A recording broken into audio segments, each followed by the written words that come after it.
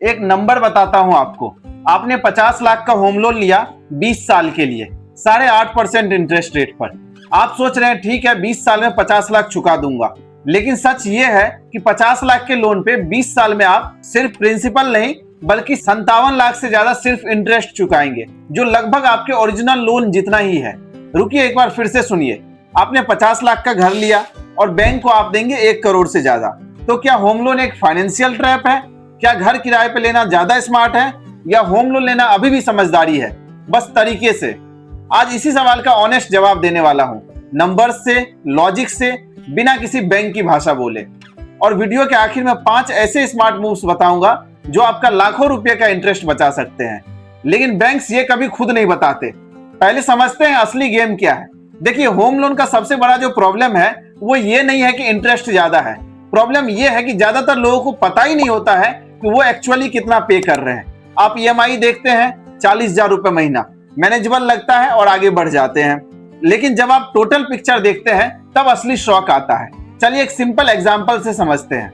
20 लाख का loan 7.5% interest पर 20 साल के लिए ईएमआई होगी करीब 16,000 रुपए, लेकिन 20 साल में आप टोटल चुकाएंगे करीब 39 लाख रुपए। यानी 20 लाख के लोन पर आपने 19 लाख का सिर्फ इंटरेस्ट दे दिया। ये सिर्फ 20 लाख के लोन का हाल है। 50 से 70 लाख के लोन पर यह नंबर और भी ज्यादा डरावना हो जाता है। और यहाँ एक और चीज है जो बहुत कम लोग नोटिस करते हैं। शुरुआत के सालों में आपकी ईएमआई का बड़ा हिस्सा इंटरेस्ट जाता है, प्रिंसिपल नहीं। मतलब पहले 5-7 साल आप बेसिकली बैंक को ही पैसे दे रहे हैं और घर बहुत कम खरीद रहे हैं। तो क्या इसका मतलब होम लोन लेना गलत है?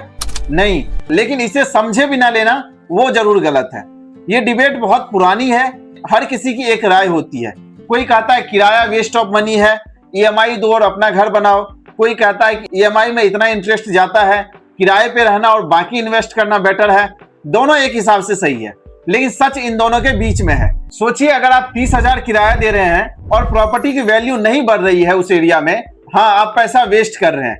अगर आप 45,000 ईएमआई दे रहे हैं और उसमें से 35,000 इंटरेस्ट जा रहा है और घर की वैल्यू नहीं बढ़ रही है, तो आप किराए से भी बुरे सिचुएशन में हैं। इसलिए रियल सवाल ये नहीं है कि रेंट बेहतर है या ईएमआई। रियल सवाल ये है, क्या वो प्रॉपर्टी उतनी अप्रिशिएट करेगी जितना आप इंटरेस्ट दे रहे हैं? अगर हाँ है तो होम लोन एक स्मार्ट इन्वेस्टमेंट है, अगर नहीं है तो वो जेन्युइनली एक ट्रैप है। बस एक लाइन याद रखिए, होम लोन लेना बुरा नहीं है, गलत प्रॉपर्टी पर होम लोन लेना बुरा है।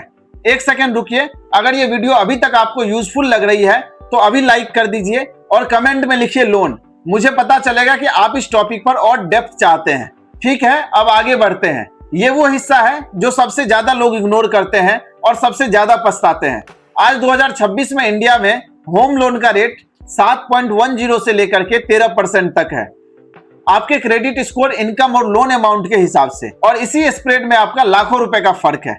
देखिए, Q4 2025 के डाटा के मुताबिक एक्चुअली डिसबर्स्ड होम लोन्स पर मिनिमम रेट थी 7.60 और मैक्सिमम थी 17.25% और एवरेज था 10.32%।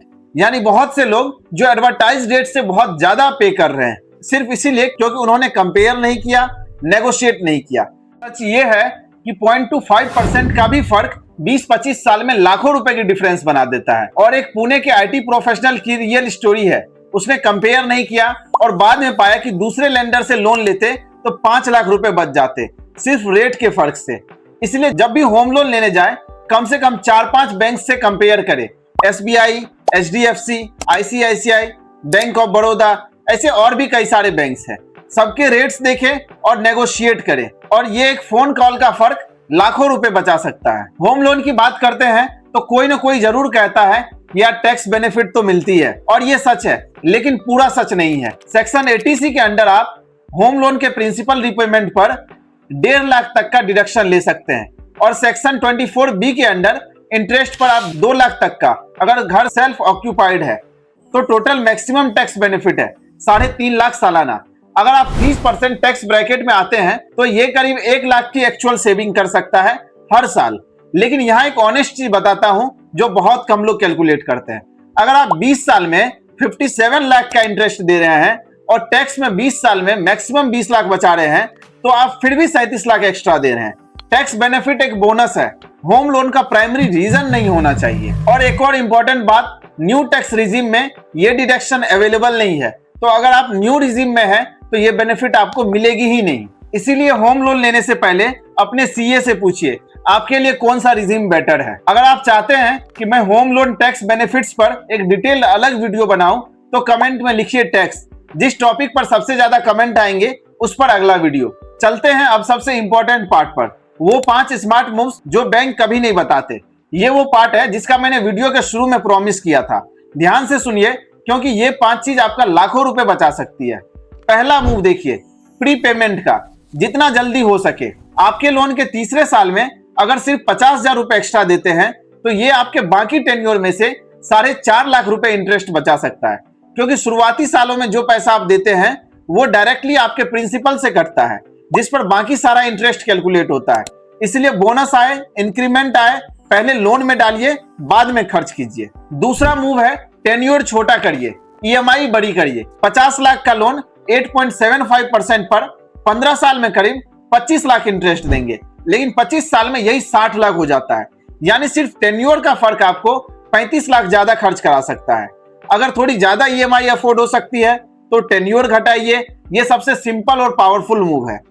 तीसरा मूव है क्रेडिट स्कोर पर ध्यान दीजिए लोन लेने से पहले। 750 प्लस सिविल स्कोर वाले बोरोवर्स को सबसे कम इंटरेस्ट रेट मिलती है और कमजोर क्रेडिट प्रोफाइल वाले को रेट हाई एंड पर जाती है। मतलब सिर्फ क्रेडिट स्कोर इंप्रूव करने से आप बेहतर रेट पर लोन ले सकते हैं, जो सालों में लाखों का फर्क बनाती है। लोन लेने से 6 महीने पहले अपना सिविल चेक जरूर कीजिए और इंप्रूव कीजिए। चौथा मूव है रेट कंपेयर कीजिए और नेगोशिएट करिए। ये बात सिंपल लगती है लेकिन 90% लोग ये नहीं करते। एक बैंक में जाते हैं, रेट एक्सेप्ट करते हैं और लोन ले लेते हैं, जबकि सच ये है कि आप नेगोशिएट कर सकते हैं, स्पेशली अगर आपका अच्छा क्रेडिट स्कोर है और आप गवर्नमेंट या रेप्यूटेड प्राइवेट कंपनी में हैं। बैंक्स को आपकी जरूरत है, आपको उनकी नहीं। पांचवा मूव है बैलेंस ट्रांसफर को सीरियसली कंसीडर कीजिए। अगर आपने 2-3 साल पहले ऊंची रेट पर लोन लिया था और रेट्स कम है तो बैलेंस ट्रांसफर एक स्मार्ट ऑप्शन है। फ्लोटिंग रेट लोन्स में आरबीआई के रेपो रेट कट्स का डायरेक्टली बेनिफिट मिलता है। अगर आपका करंट लेंडर रेट नहीं घटा रहा है तो दूसरे बैंक में शिफ्ट करिए। हाँ, प्रोसेसिंग फी लगेगी लेकिन लॉन्ग टर्म में सेविंग ज्यादा होगी। ये पांचों मूव अगर आप सीरियसली फॉलो करें तो आपके होम लोन की टोटल कॉस्ट लाखों रुपए कम हो जाती है। और ये कोई थ्योरी नहीं है, ये कैलकुलेशन है। तो क्या होम लोन ट्रैप है या अपॉर्चुनिटी? ऑनेस्टली बोलूं तो ये दोनों है, आपके डिसीजन पे डिपेंड करता है।